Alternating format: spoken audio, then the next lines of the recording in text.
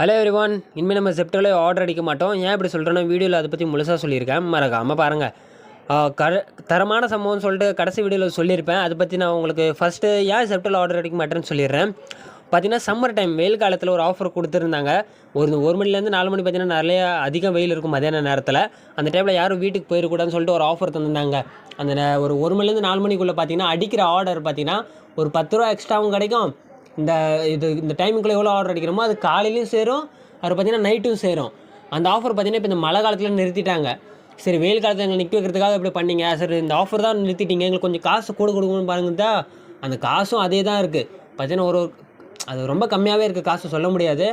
அந்த காசு கம்மியாக கொடுக்குறாங்க, இந்த ஆஃபரும் எடுத்துட்டாங்க. சரி, இந்த ரெயின் மோடு வந்திருக்கே, சரி அதை பற்றினா நம்ம வச்சு அடிக்கலாம்னு ஆர்டர் பார்த்தா மழை வந்ததுக்கப்புறம் 10-15 தடவை சொன்னாதாங்க இந்த மழை காசே ஆன் பண்ணுறாங்களே. அதுலேயும் பார்த்தீங்கன்னா அதிக மழை பெஞ்சா தான் 25 ரூபா, கம்மியாக தூத்தல் போட்டுச்சுன்னா 10 ரூபா அப்படின்னு சொல்லிட்டு எடுத்துகிட்டு வர போகிறாங்களாம்.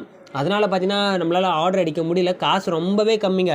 நாய் பொழப்பு தான் இந்த வேலையே பார்க்கணும். ஏன் இப்படி சொல்கிறேன்னு பார்த்தீங்கன்னா, நம்ம எவ்வளோ ஹார்ட் ஒர்க் போடுறோம், டைமிங் கொடுக்குறோம், ரிஸ்க் எடுத்து வண்டி ஓட்டி கரெக்டான டைமில் போய் டெலிவரியும் பண்ணுறோம். ஆனால் பார்த்தீங்கன்னா நிறைய பேர் நீங்களே யோசிங்க, 10 நிமிஷத்தில் வேறாங்கன்னா எதுனா ஒன்று கிடைக்குமாங்க? 10 நிமிஷத்தில் டாக்டர் ஆப்ரேஷன் பண்ண முடியுமா? 10 நிமிஷத்தில் யாருன்னா எங்கன்னா போய் சேர முடியுமா? இல்லை.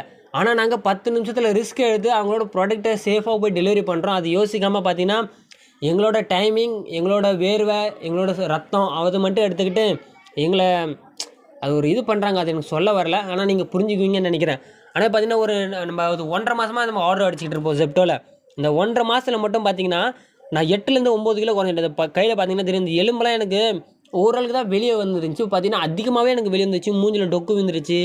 இந்த கழுத்தண்ணெலாம் பார்த்தீங்கன்னா தெரியும், நரம்பு வெளியே வந்துருச்சு.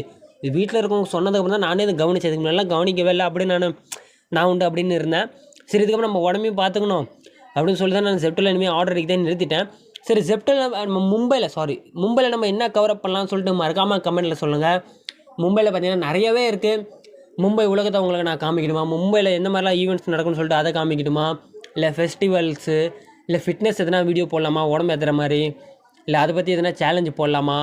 அதெல்லாம் நிறைய இருக்குது. மறக்காமல் கமெண்ட் பாக்ஸில் சொல்லுங்கள். அதை பற்றி நான் இனிமேல் வீடியோ போடலான்னு இருக்கிறேன். கமெண்ட் பாக்ஸில் நான் டைப் ஆஃப் கேட்டகரிஸ்லாம் போடுறேன். எந்த கேட்டகரிஸ்க்கு அதிகமாக லைக் வருதோ அதை எடுத்து பண்ணலான்னு இருக்கேன். மறக்காமல் ஓட் பண்ணிட்டு போங்க. இதோட புது வீடியோவில் உங்களை நான் நாளைக்கு சந்திக்கிறேன்.